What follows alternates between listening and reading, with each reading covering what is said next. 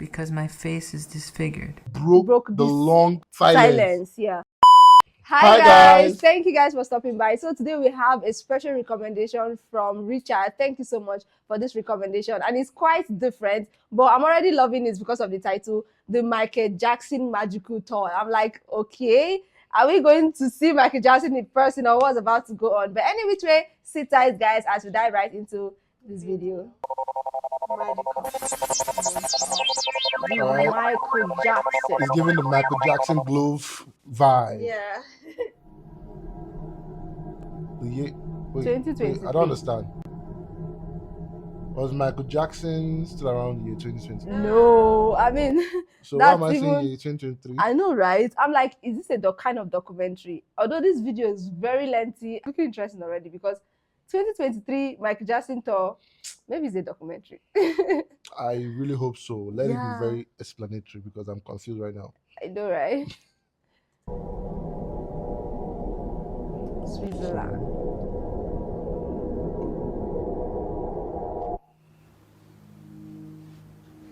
Good evening, ladies and gentlemen. This is Eve Zarifa with Channel 11, bringing you a world-exclusive interview with the most elusive superstar in the history of music, the king of pop, Michael Jackson. I'm here inside Michael Jackson's chalet home in an undisclosed location deep within the Swiss Alps. For nearly 15 years, since the completion of his record-breaking This Is It tour, Michael Jackson has not granted an interview, nor been seen in public. Wait. Tonight, his silence is broken. Tonight, Michael Jackson will reveal himself as he has never done before, and will, I hope, continue to Why am I getting a surprise. suspense? Like, he's saying he's been silent for like 15 years. Like, Wait, they are talking about him in a more present yeah, condition context. than a past tense. Yeah. When did Michael Jackson even die? When The was he years ago. recorded dead? Because we're confused right now. Because he Let's said, let's make a and research. again, she made a statement. He broke Broke the this long silence. Yeah. Did he speak from the grave? Because I'm confused. Please check it out. Check it When out. did they? Sorry, I want to be very sure about that. 2009. 10, 11, 12, 13, 14, 15, 16, 17, 18, 19, Wait, 20, wait. That's 15 years. Wait. Do you know the funniest thing, right? This is why I love documentary history. If you didn't tell me Michael Jackson died 2009, I thought he died like years way back Yeah. than that. But I know I was still a child when he died, so. I felt like I was all grown because of his Yeah, the popularity name. and everything. That'd be long Enlighten ago. and entertain us. Ladies and gentlemen, Michael Jackson, the king of pop. From ground zero to the moon. Good evening. That Good can be evening. my job. No, the eyes, but it's How are only you Max. doing? I'm doing very well, Eve. That's Thank you his for voice. asking. I'm doing very well. I suppose we should get the obvious out of the way first. Sure. Let's get the elephant No. out of the room. No, that's not Right. him. Well, I'm wearing a mask because my face is disfigured. This isn't a publicity stunt. My face is badly disfigured. How badly? Very badly. You know the old Phantom of the Opera movie from 1920s? Sure. Well, I look worse than the Phantom with his mask off. Really? Really. I'm sorry. Don't be. I'm doing very well. I'm happy to be alive. I'm happy to be who I am. I've never had so much fun in all my life. That's the truth. Okay. May I? All right. I think this is just a. If Michael Jackson was alive. So it's a if. Yeah, it's a if. I ask what caused your disfigurement? Better be. Oh, there were a number of different causes that sort of all happened at the same time. We could talk about my medical details if you like. Maybe later. Is the mask real gold? Yes, it is. Well, it's gold-plated. So how gold would be way too heavy. It's very nice. Thank you. Well, now that we've got that out of the way, do you want to start at the beginning? Sure. Let's start at the beginning. Well, my name is Michael Joseph Jackson, and I was born in Gary, Michael Indiana, Joseph Jackson. the That is the seventh real Joseph. of my parents' 9 children. My father, Joe Jackson, worked in a steel mill I'm just analyzing and his also played in a facial local R&B features, his band. leg, His his shoulders. shoulders, and I'm trying to compare What it did to your the mother Michael work Jackson as? interview I've seen At the before. time, Yeah. my mother worked in a department store. My mother is a saint. And you lived on Jackson Street, right? Oh, yeah. We lived on a street called Jackson Street, coincidentally. Yeah, in Jackson. Imagine 9 kids living in a Coincidentally, wow. 2-bedroom house. We had to wait in lines to take baths. Were they? 11 They were people poor? is a lot for a 2-bedroom house. Yeah. Our Oh, family's really? house in Garrett was tiny. But at the time, it seemed much larger to me. Did you have many friends? I didn't have friends when I was little. My brothers were my friends. I had some great times with my brothers. We played in the snow, had pillow fights. It got pretty rough sometimes. At what age did you officially join the Jackson 5? I guess when I was around 5 or 6. But I'll tell you what I usually say to people when they ask me about the early years of the Jackson 5. I was so little that I really don't remember much about it. Whoa. I just sang and danced, and I didn't understand why people were applauding and clapping and screaming. Yeah, I can I imagine. really never thought about it. I just did it, and it came out. And at the time, your father was your manager, right? Yeah. He spent a lot of time and money working with us. We had a He serious sit life. at home with us every day after school Yeah, and from critique us. childhood. If you messed up, you get hit. Sometimes with the belt. Do they beat children abroad? Yeah, sometimes. Are you serious? Not like beat, they just spank. Sometimes with the belts. I don't know if it is only me, but right, the way this guy is speaking, right, it makes me feel like he's actually talking Micah. from experience. No, it's gonna make you feel that way. So you feel like you can connect with him. Yeah, like you can connect with the being Michael Jackson. Yeah. But this his childhood. I think there was a song he sang, "Have you seen my childhood?" I feel like Michael Jackson really did not enjoy life as a child when he was a child. Yeah, I he mean, didn't get to do those the child thing. thing. So it has been professional. Sometimes with a switch. Marlon was the one who got in trouble all the This time. is sad. Why is it He was making me emotional? very strict, very hard, and very stern. Well, he mellowed out a lot. He was tough. The toughest person I've ever met. I hate to judge him, but I would have done things a lot different as a father. I never felt love from him. But you felt love from your mother. Absolutely. My mother always made sure that all of her children felt loved. My That mother mother's is a love saint. And your mother made all your insanely clothes, unique. right? Right. When we performed a talent contest, we really looked amazingly professional. Really amazingly professional. What songs did you perform? We did songs that people knew from the radio or songs my father knew were already classics. For example? Well, we won the citywide talent show when I was 8 with our version of Temptation's song, My Girl. What do you remember about the 60s? Well, we came in the tail end of the 60s. I'm a child of the 70s. But I remember what we were wearing, kind of like dashikis and bell-bottom pants. And I just remember the love from the public was very great and accepting of what we had to offer. It was wonderful. There's a lot of wonderment in being famous. I mean, you travel the world, you meet famous people, you go places, it's great. But then there's the other side, which I'm not complaining about. There's a lot of rehearsal, and you have to put a lot of your time and give a lot of yourself. Did he ever go to I college? remember going to the Motown record studio, and there was a park across the street, and I'd see all these children playing.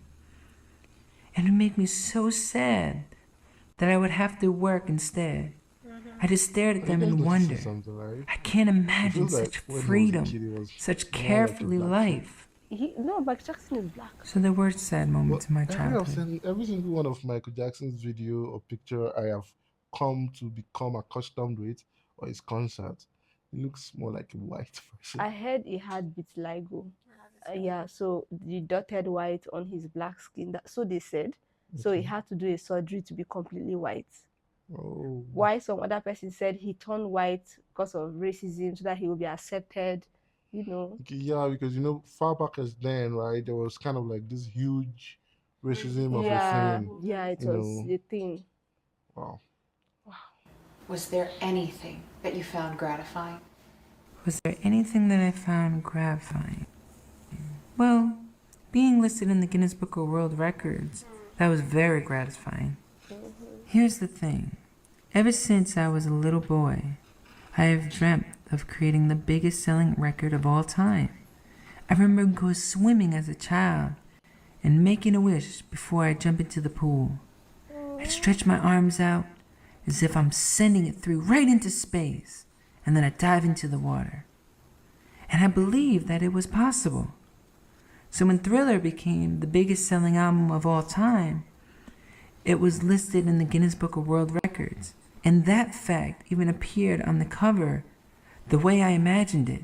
I was so happy, you have no idea. I felt on top of the world. Wow. But was there anything from the early years of the Jackson 5 that you found gratifying? Well, I used to watch a Jackson 5 cartoon. It was so much fun being made into a cartoon. It was like a fantasy come true. We didn't have to do anything. They just animated us and used our songs off the album that we recorded. Can you imagine? I think I felt more special about that than any of the awards and hit records. Wow. Have you seen the Jackson 5 cartoon? I've seen the first episode. Did you like it? I did like it. Very creative, an apocryphal origin story of the Jacksons. Right. It all started with the snake. Do you remember how you really got signed to Motown? I actually remember the Motown meeting quite vividly. I remember Barry Gordy sitting us all down and saying that we're going to make history together. It was like a fairy tale come true, listening to this powerful, talented man tell us we're going to be very big. Your first record will be #1. Your second record will be #1. And so will your third record. This is almost unheard of in those days, but he was right. I Want You Back was released in November of 1969 and went straight to #1. Our next single, ABC, came out in March 1970s and also went to #1. And well, I'll Be There was our real breakthrough song. It was the one that said, "We're here to stay." It was #1 for 5 weeks. So Diana Ross didn't really discover you first. Right. But she was incredibly supportive. Our first album was called Diana Ross Presents the Jackson 5. She helped take care of us for more than a year while my parents sold the house in Indiana and looked for a house in California. Did you like moving to California? To come from a part of Indiana which is so urban and often bleak, and to land in Southern California was like having the world transform into a wonderful dream. We were all struck by California. Trees had oranges in the middle of winter. There were palm trees, beautiful sunsets, and the weather was so warm. And we were all over the place. Disneyland, the beach. My brothers loved it too. In the early days, we were all together all the time. We'd ride horses or watch movies. We did everything together. As soon as someone said, "I'm going swimming," we'd all yell, "Me too." The separation from my brothers started much later, when they began to get married. They got married young to get away from my father. So yeah, every day was special. I'd be doing something that was fun, and I wouldn't want it to end. I think the Spank was more. Those were magical days. What happened later that was just as enjoyable? I think the dad wasn't treating them with emotions. He was just out for making them popular, make money for the family, Yeah. and all of that can be really. Legacy and the light of Le- it yeah. can be very tough. And I really see that's common in most African dads, especially when I see their movies. They're always out there for the name and don't care about the child. I'm not saying they should judge by emotions, but I mean, Sometimes let the child feel. and let the child be a child. Well, in 1972, we began our first overseas tour with a visit to England. And while we were there, we met the Queen of England. This was very exciting for us. I've seen photographs of the Beatles meeting with the Queen, but I never dreamt that we would get a chance to play for her. The Royal Command performance remains one of the greatest honors Wait, of my Michael life. played for Did you like it? the Queen. Absolutely. England was different from any place I've ever been before. But the further we traveled, the more exotic the world looked. We saw great museums of Paris and the beautiful mountains of Switzerland. In all of these countries, the people had heard of us and liked our music. It didn't matter to them what color our skin was or which country we called home. If I had ever needed proof that all men could be brothers, I certainly had it during that tour. When did you leave Motown? 18. We had so many ideas we wanted to try out, but they were convinced that we shouldn't fool with a successful formula. Once a reporter asked a Black Power question, and the Motown person told him that we didn't think about that stuff because we were a commercial product. What does that even mean, a commercial product? I'm not sure, but we winked and gave the power salute when we left, which seemed to thrill the guy. Was it difficult telling Berry Gordy? It was one of the most difficult things I've ever done. We both talked out of anger, but we became friends again. It was Barry who said he hoped I'd audition for Motown's The Wiz. And Jermaine stayed with Motown, right? Right. Jermaine stayed with Motown. He was Barry's son-in-law, and his situation was more complicated than ours. And so then Randy officially joined the group and took my place as the baby of the band. And you had to change the name of the group, right? Right. We're no longer known as the Jackson 5. Motown said that the group's name was a company-registered trademark, and that we couldn't use it if we left. So we called ourselves the Jacksons, which is actually our original name. And that's around when you did the Jacksons Variety Show. Yeah, I hate doing the television show. We had to dress in ridiculous outfits and perform stupid comedy routines to can laughter. It was so fake. I'm not a comedian. I'm not a show host. I'm a musician. When did you find your own internal direction as the Jacksons? He learned to stick to his tree. By the 10th album, we definitely found our own voice. Even though But it was tried to force destiny him. that gave us the final burst of energy we needed to put together a perfect show with no marginal material. I'm proud of the Destiny album. It's too bad it got overshadowed by Off the Wall. How did you get involved with Quincy Jones? Well, I didn't want Off the Wall to sound like outtakes from Destiny. That's why I wanted to hire an outside producer. And so, Quincy Jones proved to be the best producer I could have asked for. I love Quincy Jones. I really do. He's a genius. And Off the Wall was your first solo album since you left Motown. Right. Don't Stop to Get Enough was the first song I wrote as a whole. That song was my first big chance, and it went straight to #1. But even though Off the Wall was a huge success, it received only 1 Grammy nomination. So I was very disappointed with the way it was accepted. And you didn't attend the Grammys that year, is that right? Right. I watched the ceremony on television. It was nice to win in my category, but I was still upset by what I perceived as rejection of my peers. That experience lit a fire in my soul. All I could think of was the next album and what I was going to do with it. I say to myself, wait till next time. They won't be able to ignore the next album. And Thriller pretty much spawned from that. What was the goal of the Thriller album? What was the goal of the Thriller album?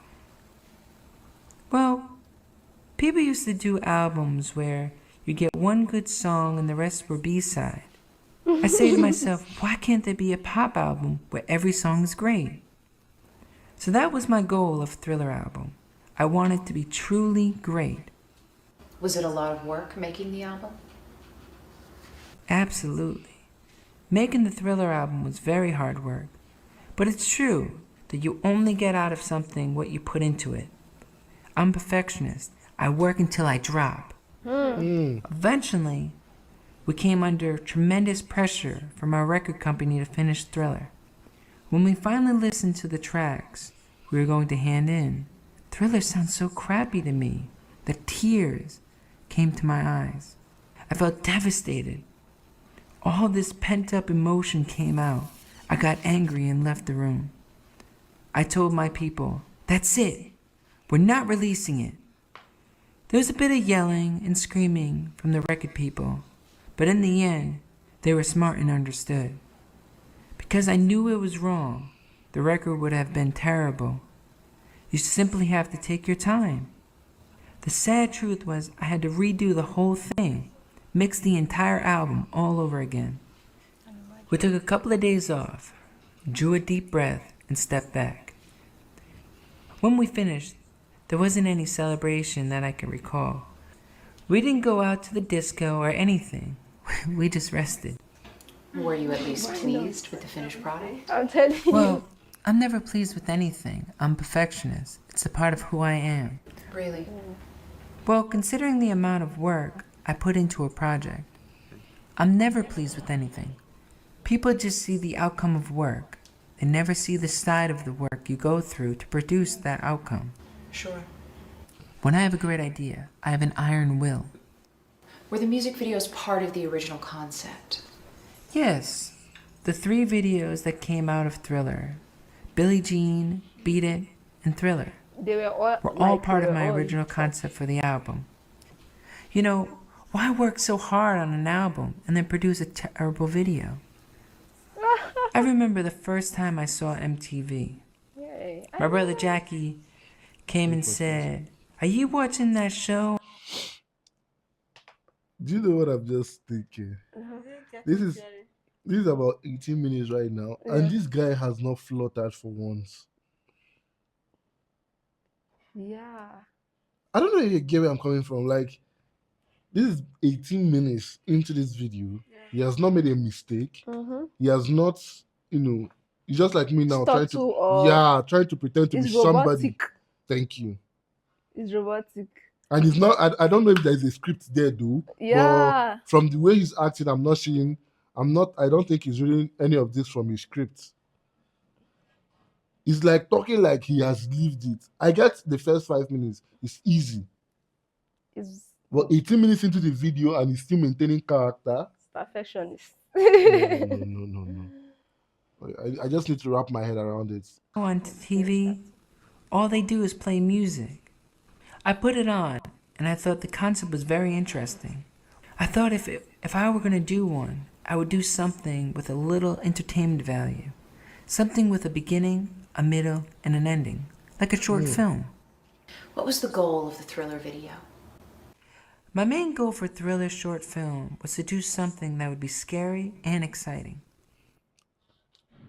What about the Beat It video? Wait, acted movies? The No, Beat It that short film is Thriller- another concept I came Thriller up was with. one of my I best wanted videos as a real child. gang I members. love the video. So we so round much. up some of the toughest gangs in Los Oh, okay, Angeles okay. Yeah. Zombies. and put them to work on the video. It turned out to be a good idea. The effect is menacing. You can really Yeah, feel this the was experience of the Beat It. streets. You know those kids are tough. Remember? It was nothing like actors acting. Were you scared? Maybe a little at first, but we came to realize very quickly the gang members were actually very polite and humble. During breaks, they all cleaned up and put their trays away. It was very sweet. They were a nice bunch of guys. Like all of us, they just wanted to be seen. I've always wondered if they got the same message from the song that I did. Is it safe to say you knew the Thriller album was going to be a hit? Why not? With all the work? Yes, not to be arrogant, but yes, because I know great material when I hear it. I'm a visionary in that sense. Needless to say, you attended the Grammys that year. Right. I had gotten a record 13 nominations for Thriller. Man, what a feeling. To work so hard on something, to give so much, and to succeed. I felt like a marathon runner breaking the tape at a finish line. That's the realization of a dream. That's powerful stuff. This was the best time to be alive. When we in the walked whole in, world. we got a huge applause. People were really excited. Everyone involved with Thriller was floating on air. It was wonderful. That's what he wanted. All Sweet, evening, anyways. I've been going up to the stage and collecting awards with my sunglasses on. Finally, when Thriller won the best album, I went up to accept it and I took off my glasses. And the girls in the back row just went crazy. Why did you wear sunglasses in girl went public as often as you did? Well, I wear sunglasses in public as often as I do because I simply don't like to have to constantly look everyone in the eye. It's a way to concealing just a little bit of myself. So you won a record-breaking 8 Grammy Awards. Right. And after all that, then there was the Victory Tour. I did 55 shows with my brothers over the course of 5 months. 55 shows And the in world the was course of just 5 getting months. really, really wild at that time. And people were It fainting was on the these biggest shows. tour. Big 55 show in a course of 5 months. How many were they doing? In 10. More than 10 shows per month. And all were sold out. Greatness is hard and painful. What? Any group has ever done in huge outdoor stadiums all over America and Canada. We broke records everywhere we played. Madison Square Garden, the Montreal Olympic Stadium, you name it. I felt on top of the world in those days of victory. At moments like that, I feel so honored, so happy, it makes all the work seem worthwhile. The Victory Tour was one of the greatest pinnacles of my success. It was just a phenomenal pinnacle. My dreams had come true. With that, let's take a short break and be back with more of Michael Jackson, the King of Pop. I sincerely don't And feel they're like coming it's together up to me. to rumble. And my objective is to, I'm telling them, don't fight, turn the other cheek. I mean, it's your brother we're killing. And, I do it in aggressive beat and rhythm and dancing and everything. You got real gang members there, too. Yeah, we have real gang members integrated in with dancers. We got lots of real gang members in it. Do crowds worry you? Not on tour. I get afraid of, I don't know people. I get afraid of people sometimes. It's a whole nother life that I haven't really experienced that. Like friendship is a thing I'm just beginning to learn about. I was raised on the stage, and that's where I'm comfortable. And everything else is like foreign to me. I'm just beginning to know and learn about people, friendship, and things like that. So you never really hit the streets, huh? I know nothing about it.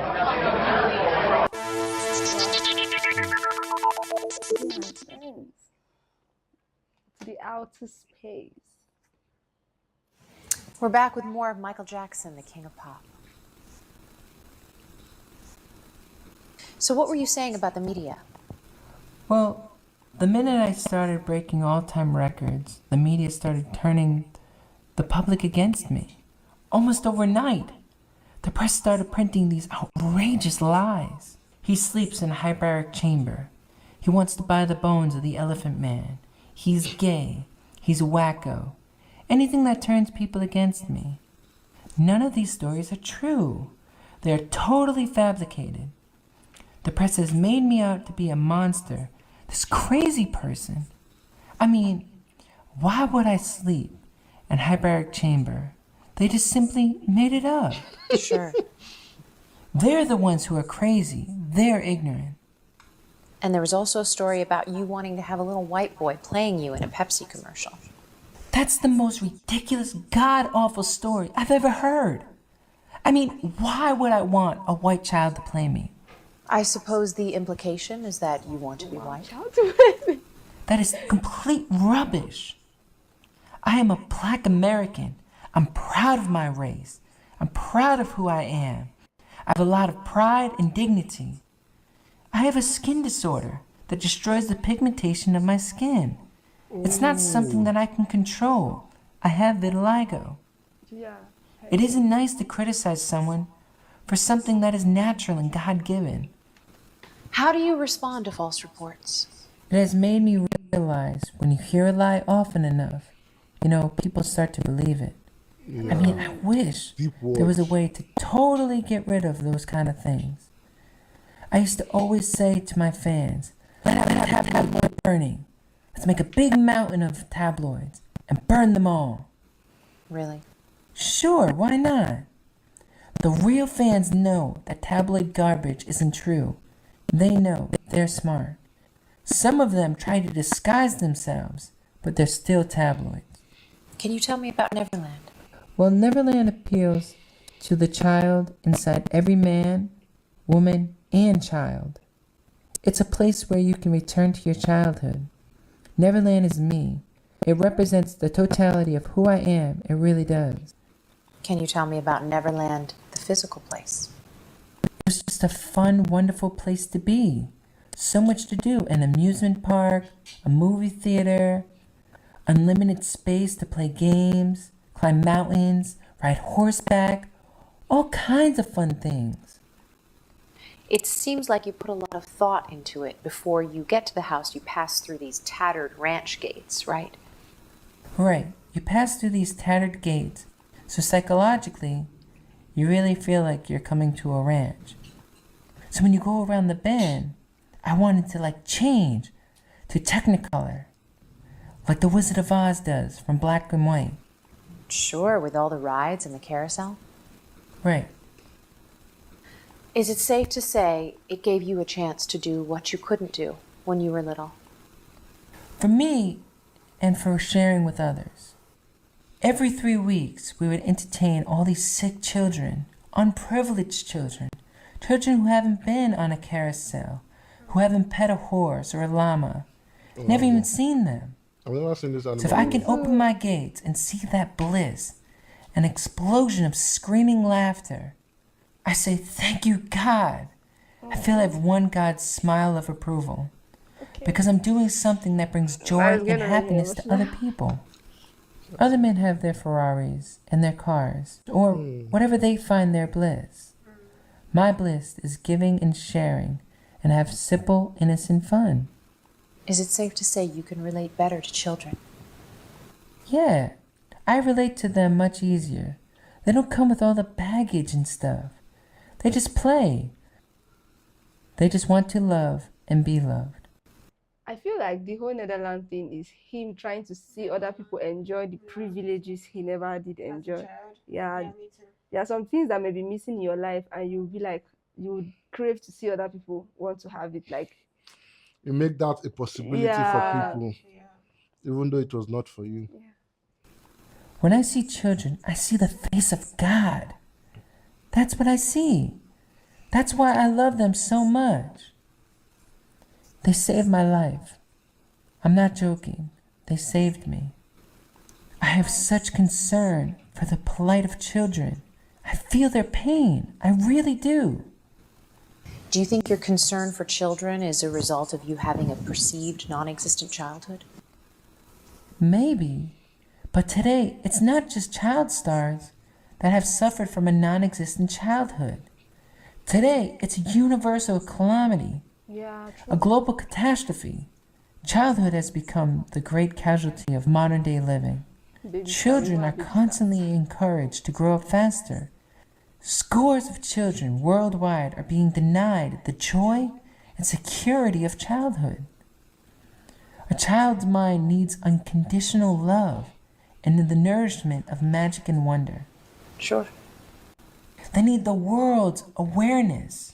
And if I can be that light, that pedestal, just to shine some light on who they are and the importance of who children are, I really think it's my job to help them. I think it's my calling. I don't care if people laugh or what they say. Children don't have a mouth to society. I feel that is something really, really in my heart that I'm supposed to do. So tell me about We Are the World. Well, We Are the World is one of the most favorite things I've done. I was proud to be a part of that song. I think it's a very spiritual song. Yeah. What was the Highly goal of the spiritual. Bad album? Well, The Way Make Me Feel and Smooth Criminal or simply the grooves I was that in at the move. time. That's how I would put it. Were you pleased with the bad album? Well, it's tough because I'm competing against myself, but I was satisfied with what we achieved. Do you enjoy performing? This is so inspiring. Absolutely, I love it. If I wasn't having fun, I wouldn't do it. I do it because I truly love it. There's no greater bliss than dancing and performing. It's like a celebration, and when you're caught up in that place where certain performers go, it's like being in a trance. Certain performances, like the Motown 25, when I did the moonwalk for the first time on stage, Damn. I just remember opening my eyes at the end of the piece and seeing a sea of people standing up and applauding. I was surprised because I was in another world right in the moment. You're connected to a higher source, and you just go with the moment, at one with the moment. And the audience is up there with you. The audience plays off that. There's like a telepathy going on, like fish swimming in a school. They're on the same line. Sure. You're above it all. It's gone. The point of no return. It's so wonderful. It is divine. It is pure. It is revelation. It's a divine energy. Some people look down on it. Religions sometimes look down on it because they try to say it's demonic. It's the devil. It isn't. It is godlike. It is pure godlike energy. You feel God's light. So it's safe to say you're still very religious. Well, it depends on what you mean by religious. I believe in God. Absolutely. I believe in God very much. But you're no longer part of the Jehovah's Witness Church. Right. What was it like being raised a strict Jehovah's Witness? Well, going to Kingdom Hall was a treat. It was a chance for me to be normal. The church elders treated me the same as they treated everyone else. I was Brother Jackson, simply human, sharing a day with God. Did you do anything special on Sundays? Sundays were my day for pioneering, the term used for missionary work that Jehovah's Witness do. We would spend the day in the suburbs of Southern California, going door to door, or making the rounds of local shopping malls, distributing our Watchtower magazine. Really? Yeah, I would don my disguise of a fat suit, wig, beard, and glasses, Are you serious? and head off to the shopping malls and go door to door in the suburbs. Really? Yeah, the funny thing is no adult ever suspected who this strange bearded man was, but the children, with their extra intuition, knew right away. By the second round of shopping mall, I would find myself trailed by 8 or 9 children, like the Pied Piper. They would follow and whisper and giggle, but they wouldn't reveal my secret to their parents. Really? Yeah, I continue my pioneering work for years and years after my solo career has been launched, up till 1991, around the time of the Dangerous Tour. That's very interesting. Do you often wear disguises? I do disguise for different reasons. I like to study people, be like a fly on the wall, even if it's just 2 old ladies sitting on a bench, because I don't know what it's like to fit in an everyday situation. One time, I was in a record store, completely disguised, and these girls were pulling out my album, talking all about me. I literally was next to them. It was wonderful. I loved it. I can imagine. Did people ever realize that you were disguised? Sometimes you can trick a guy quicker than you can trick a girl. Girls are very smart, you know. May I ask why you left the Jehovah's Witness Church? I'll choose that. Well, there were a number of reasons. Such as? Well, because they can discriminate sometimes in the wrong way. In what way? Like Halloween. I missed out on Halloween for years, and now I do it. It's sweet to go door to door and people give you candy. We need more of that in the world. I cry behind my mask. I really do. The kids come, they open their bags, and they go, "Oh, look at that little one." And it's just so sweet, the way that they respond. That part of America I'm proud of. Were there any church teachings that you disagreed with? Sure. Such as? Like the story of Adam and Eve and the snake. I think that myth is very misunderstood. The snake may be the oldest victim of bad press. That's interesting. I remember having a problem with that story, even as a child. Was it difficult leaving the church? Absolutely. But I was comforted by the belief that God exists in my heart and in my music. And beauty, not only in a building, but I still miss the sense of community that I felt there. I could have really used their support in my darkest hour. Can we talk about that? What, my darkest hour? Yes.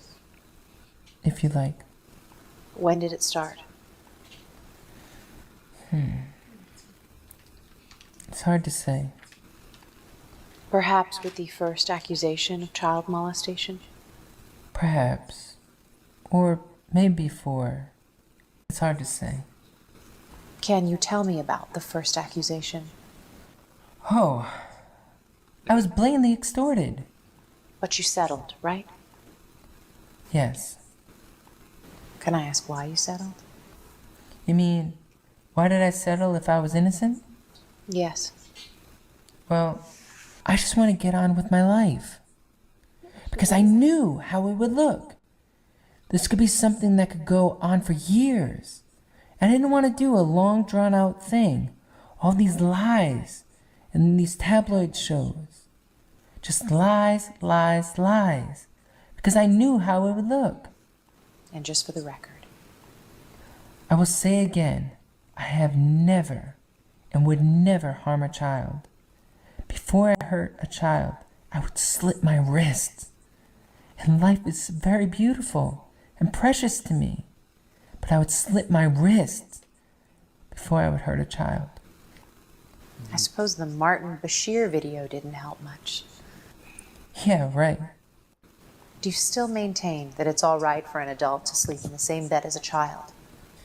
If you're gonna be Jack the Ripper, it's not a good idea. But who's Jack the Ripper in the room? I'm the guy in the sleeping bag on the floor. I didn't sleep in the bed with the child, I slept on the floor. But even if I did sleep in the bed, it would still be okay. I slept in the bed with Macaulay Culkin when he was little. Macaulay was on this side, and his brother Kieran was on the other side. It was very sweet. We need more of that in the world. Can you tell me about your arrest? Oh, it was a complete travesty of justice. They searched my office without a warrant, and they also manhandled me very roughly. Really a complete travesty. 80 policemen in one bedroom. That's really overdoing it. I won't live there ever again. I'll visit Neverland. It's a house now. It's not a home. So you would not want to be buried in Neverland? I didn't say that. I said I would never live there again. I've always said I want to be buried right where there are children. Where the children is. I want them next to me. I would feel safer that way. I need their spirit protecting me. Can you tell me about the trial? Oh, it was a nightmare for me and for my family. They did it to try to belittle me, to try to take away my pride. But I went through the whole system with them. And at the end, I wanted the public to know that I was okay, even though I was hurting very, very badly. But you were acquitted and vindicated. I just don't like it when people hear about false information. And it's sad when people believe it. How did you cope? Well, I gained strength from God. I gained strength from the fact that I know I'm innocent. Yeah. I know eventually the truth will prevail. And I'm about truth. I'm a strong person. I'm a warrior. But it's very painful. At the end of the day, I'm human, you know? I'm still a human being. So it did hurt very, very much. I could almost see the spirit flowing out of me, like plumes of cigarette smoke. Is it safe to say that you were spiritually wounded by the experience of the trial? Sure. And And there are so many sharks in this business searching for blood. Ah, In what for way? long, like, for long. I didn't know. Like, it's quite surprising to me. I've seen the worst, the nightmare of the human condition, the human soul. I've had adults with tears coming down their face saying, Michael, I'll never hurt you. That's the kind of crap that I have been through. Tears rolling down and hugging me. In several interviews, you made reference to a conspiracy. Yes, Do you still believe there was a conspiracy against you? depends on what you mean by conspiracy. A malevolent plot? Absolutely. That's a fact. My life was threatened. May I ask who threatened you? Oh, the first time it was a woman, one of my employees. I used to have hundreds of employees working for me. She was a minor employee. We were just talking when suddenly her expression changed and she said, "You know, we could have you killed. Stop what you're doing." What did she mean by stop what you're doing? Well, at the time, I was sort of trying to retake control of my life, cutting ties with people I suspected were part of the conspiracy. Did you tell the police? Not that time. Well, she didn't say, "We're going to kill you, but we can have you killed." But the threat is implicit. Absolutely. And she also threatened my children in the same way. What was that like? It was horrible. It was a nightmare. I could almost hear an I guess there's a lot I old-fashioned don't fire know. engine bell ringing in the background. Ding, ding, ding, ding, ding, ding, ding, ding, ding. It was a nightmare, but a nightmare that I couldn't wake up from. That's honestly what it felt like. I felt disconnected from reality. Disconnected in what way? Well, here's the thing. All my life, pretty well everything that I have ever imagined or wished for has come true in some way. And that's how I've always lived my life. Like a dream. Exactly. But somehow that dream became a nightmare. I remember thinking, no, this isn't happening. I don't want this to be happening. But it was happening. I'm sorry. Thank you. It was particularly terrifying because they obviously felt strong enough in their position to make themselves known. We know that you know. Exactly. Did you at least fire the employee? I didn't actually. I was too scared. But I heard she quit not long after. She had served her purpose. And everywhere I went, dark storm clouds seemed to follow me around. Honestly, you can check the weather history.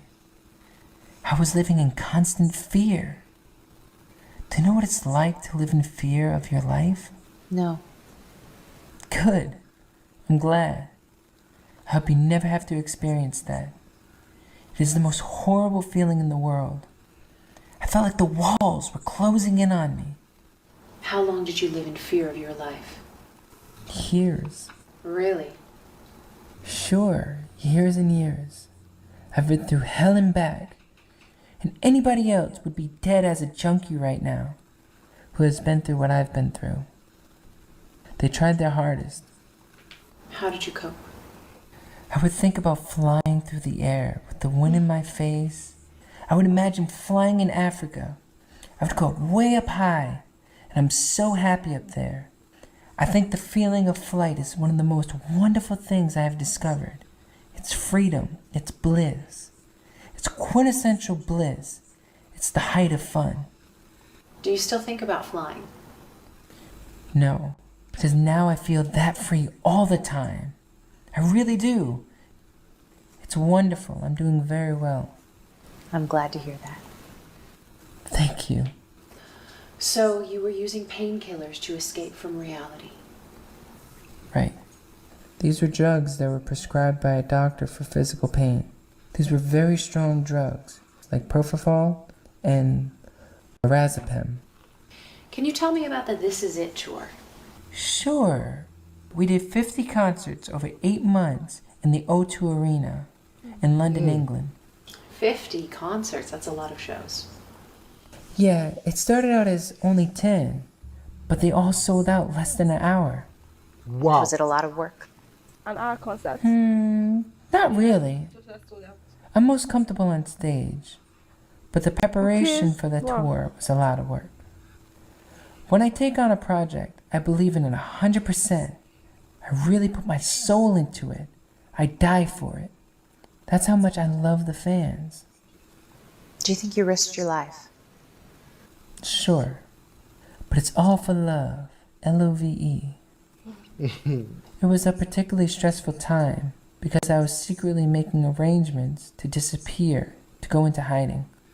Really? I suppose if they had suspected, I wouldn't be here talking with you today. How soon after the final This Is It Wait, concert until you disappeared? The same night. Really? Yeah, the same night. My children were already there because they had appeared on stage with me.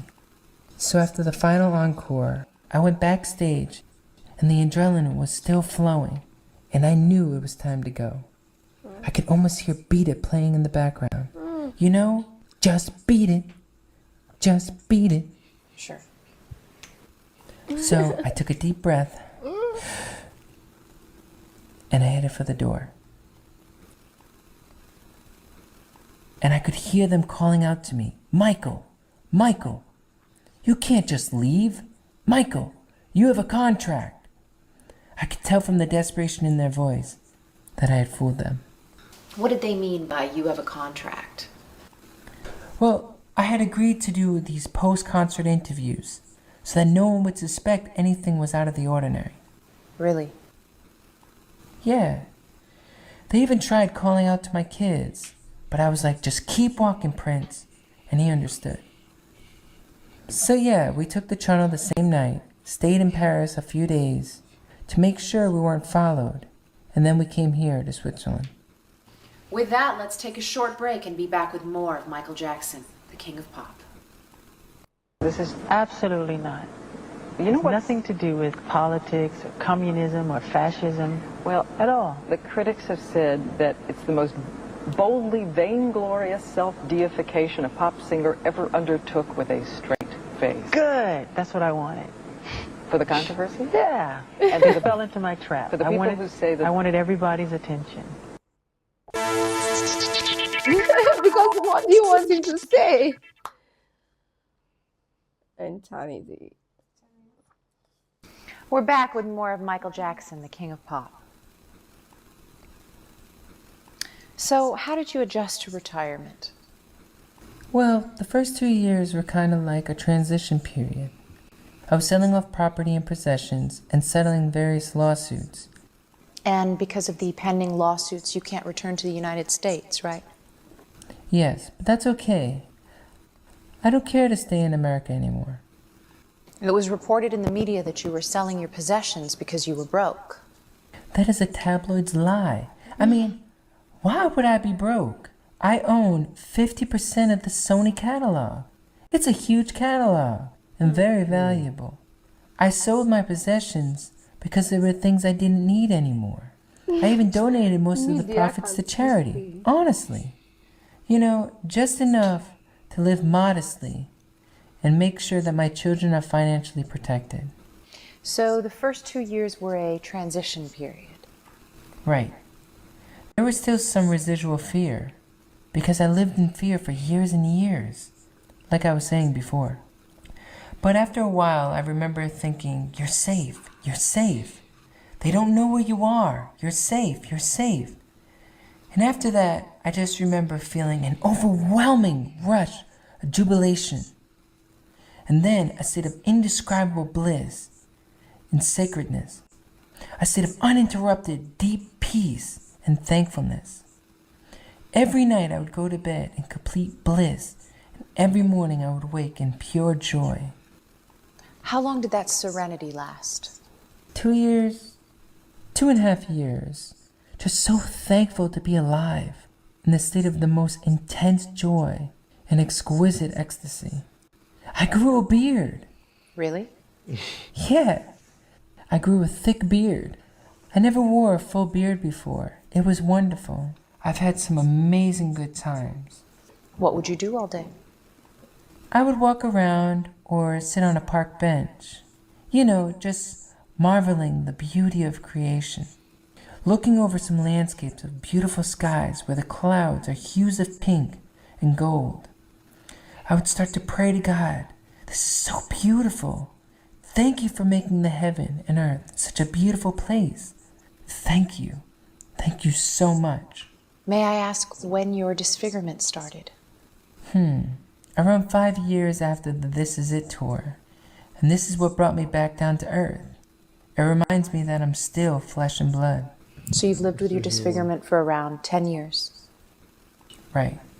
So you feel comfortable with your condition. I feel great, Eve. Thank you for asking. Do you always wear the same mask? I wear a lot of masks.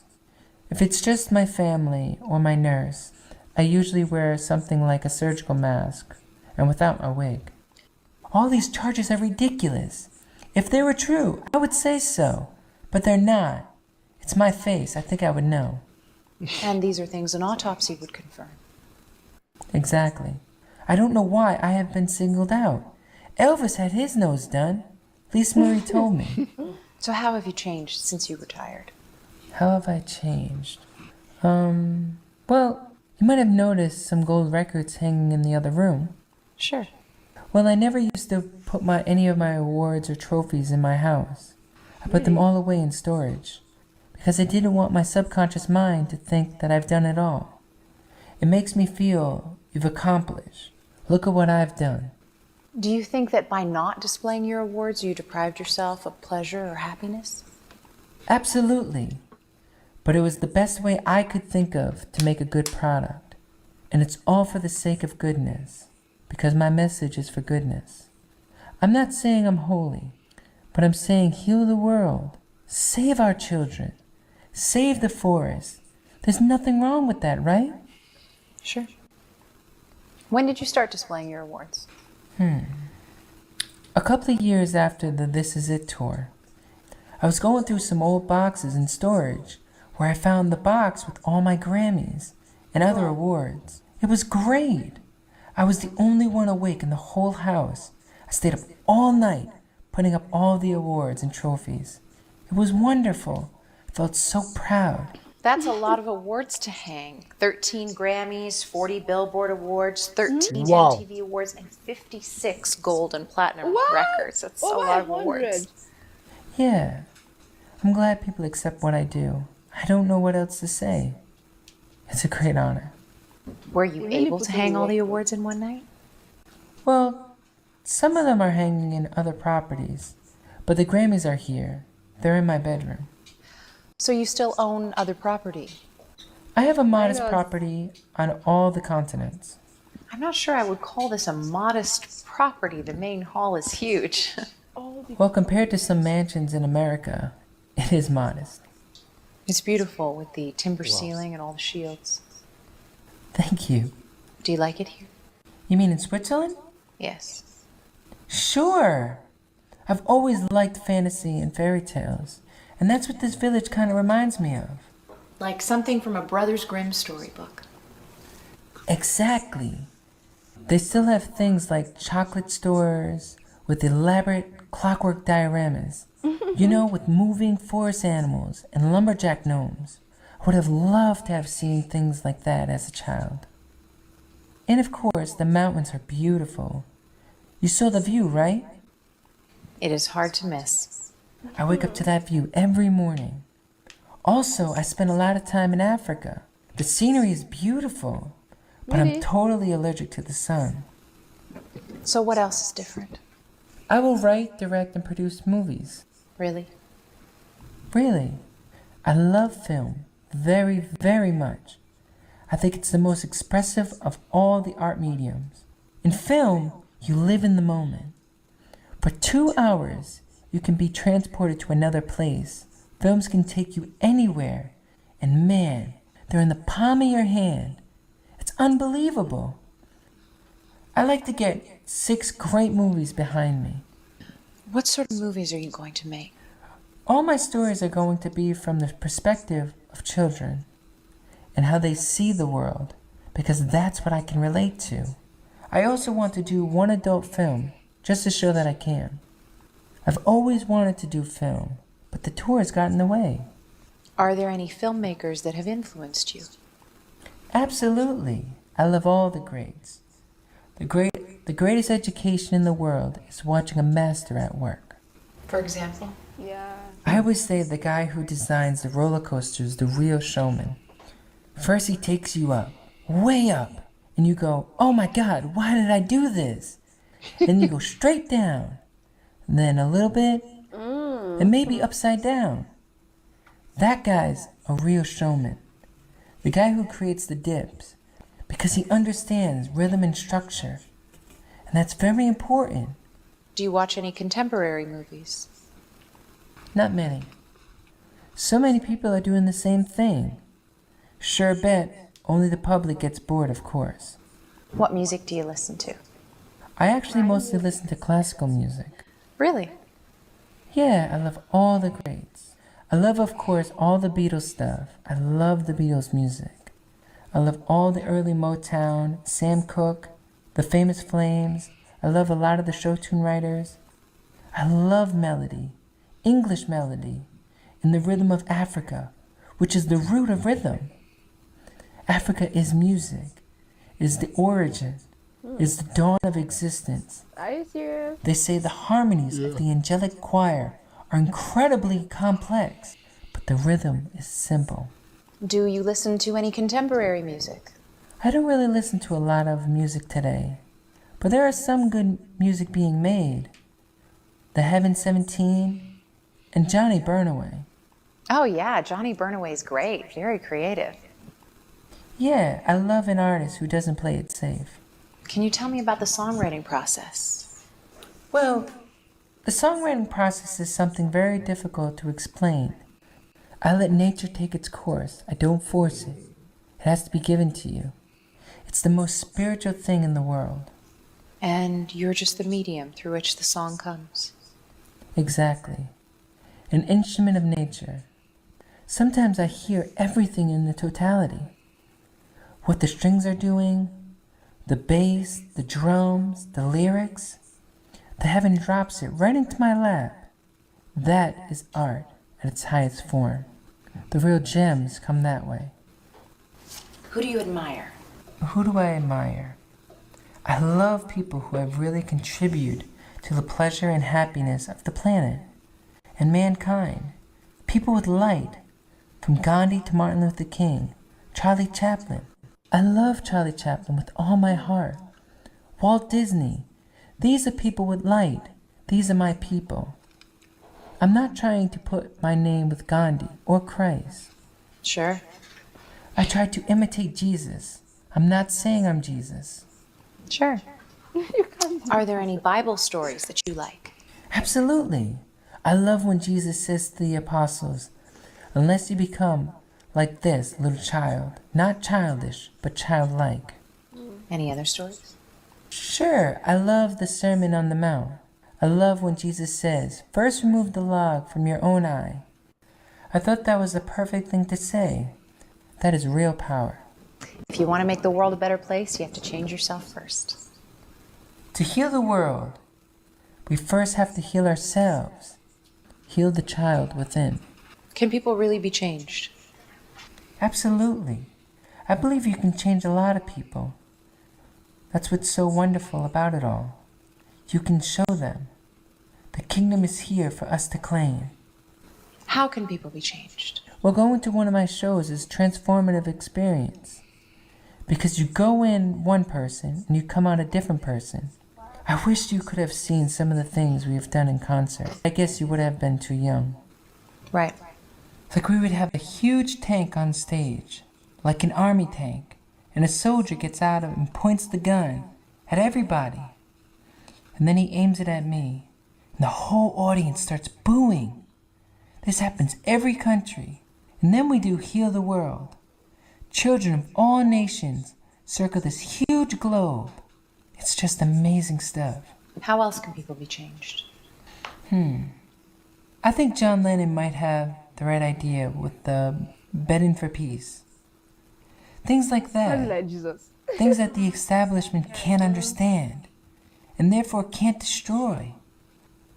There are many injustices in the world.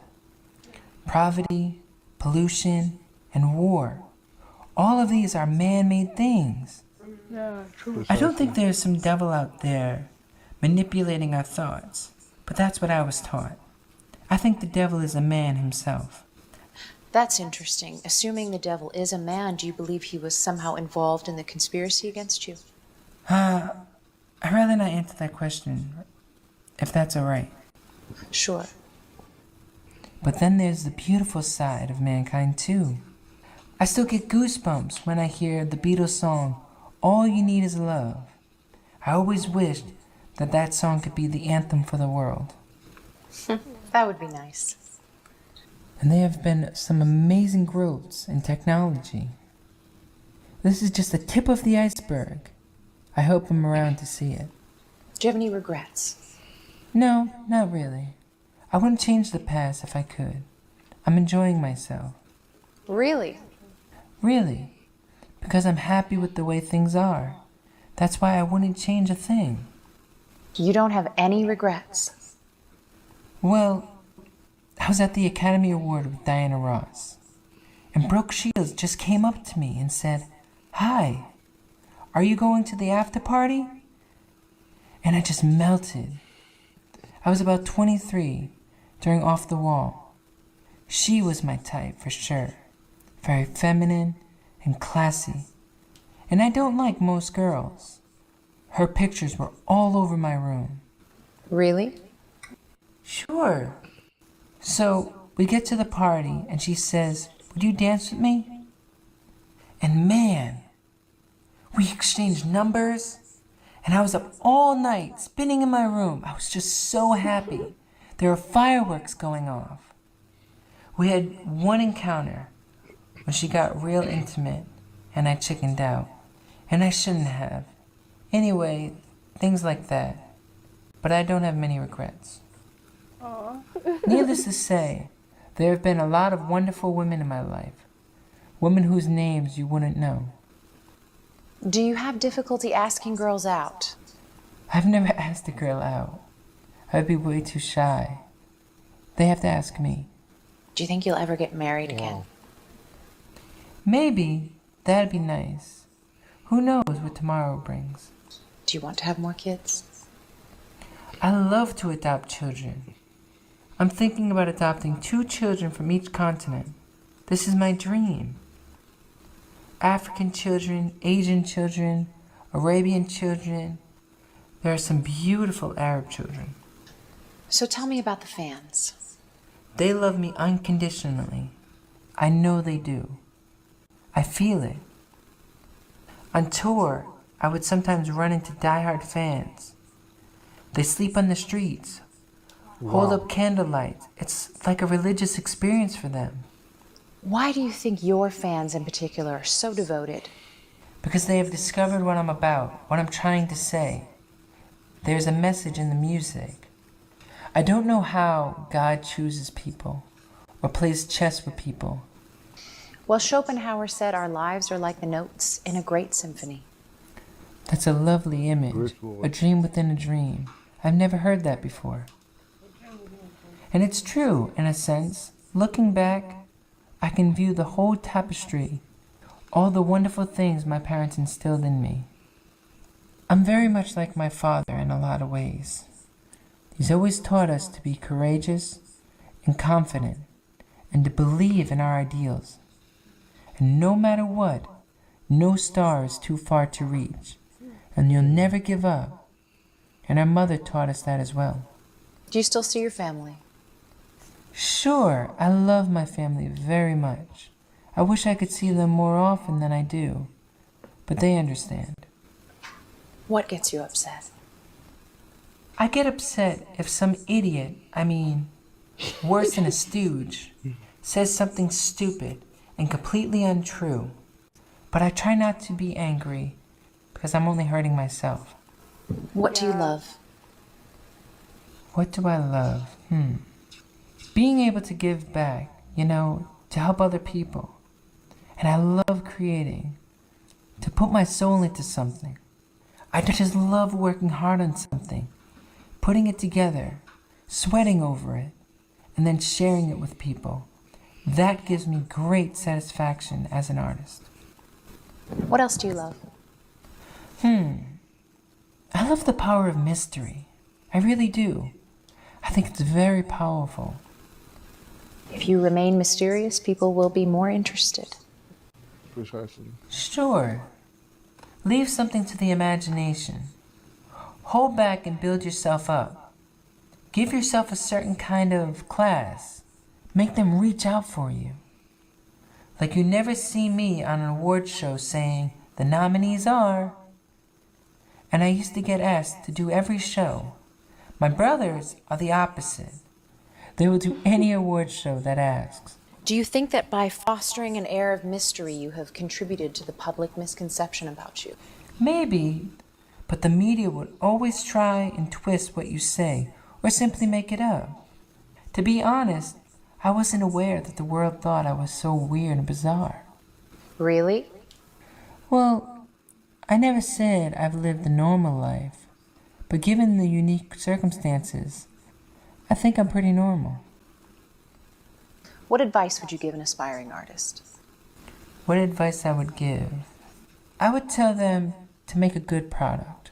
You know, greatness is greatness. Great art is forever. Culture changes, fashion changes. Great art is forever.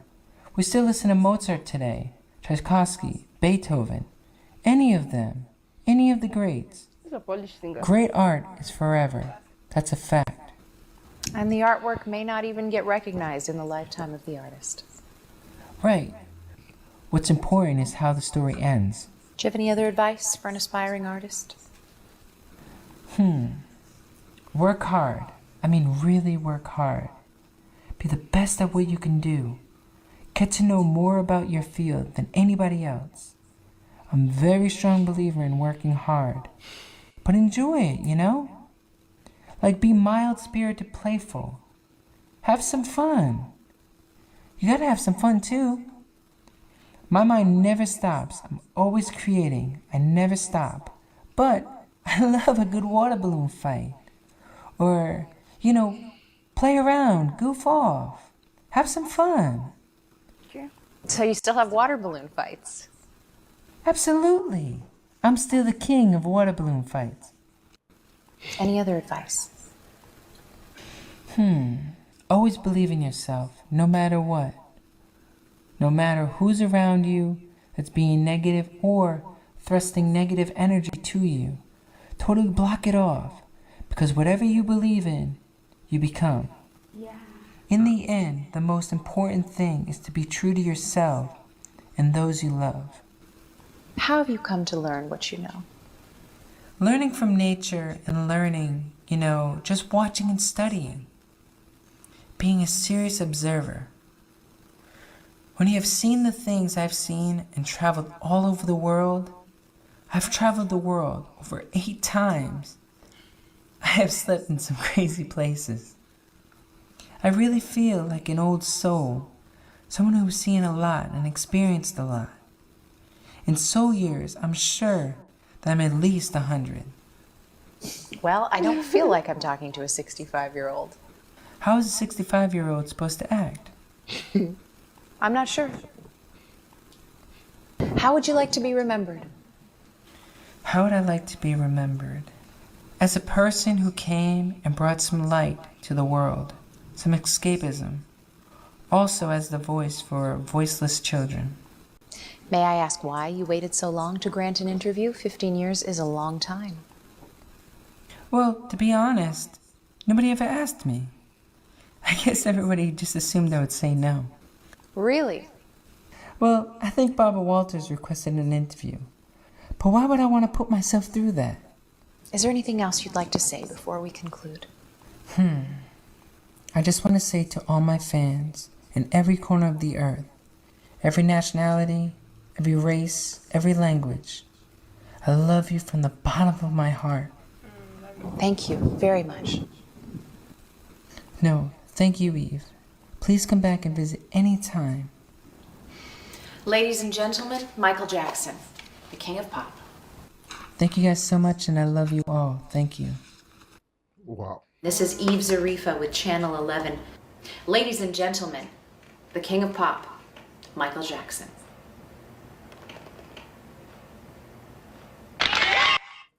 We just had it. When it all started. Yeah. His brothers were so grown, Yeah. and he was still a child. Who was the second child? I think his brother too. Featuring Sitara. Michael Michael Knight. Knight. Wow.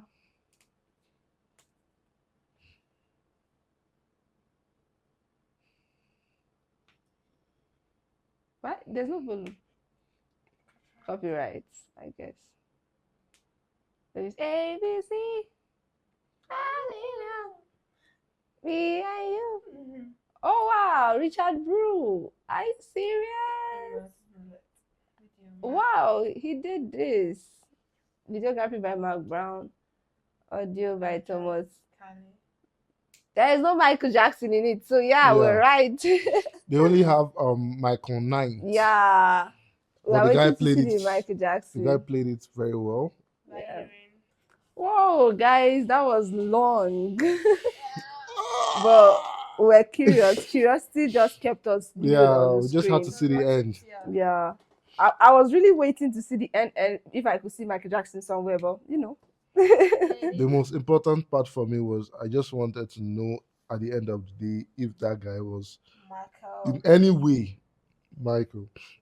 Even though I had my suspicion that he was not, but for the fact that he kept on talking as the third person, like he kept referring to Michael as himself. Yeah. And in no instant did he flutter, nor did he, make mistake. It was more like you asking me about my childhood, and I just sit down and I spit every information So as much accurate, accurate, yeah. exactly, like I was With there, no like I was experiencing emotions it. in between, like Thank you. you know. But that was a beautiful editing, beautiful what if Michael Jackson, because it felt real. It felt like we're listening to Michael Jackson's heart being poured out if he was to speak. And this was very creative, very real, guys. This was a nice one. So I really wish this was actually true because, in all honesty, I miss Michael Jackson. And for the fact I actually enjoyed this a lot because there was a lot I didn't know about Michael. To be frank, Yeah. there was a whole lot. I've listened to his music, but I had this laziness about me researching about musicians. Yeah, just enjoying I was work. kind of like enjoying his music. But now I can truly say that I know a little about him. You understand? And I believe that everything that was said here was with definite accuracy. Yeah. This was a nice work. And I totally enjoy watching it. Although it was long, but it was worth it at every turn. Yeah. Let us know what you think about this video down below. Do not forget to like, subscribe. Love you guys. Bye.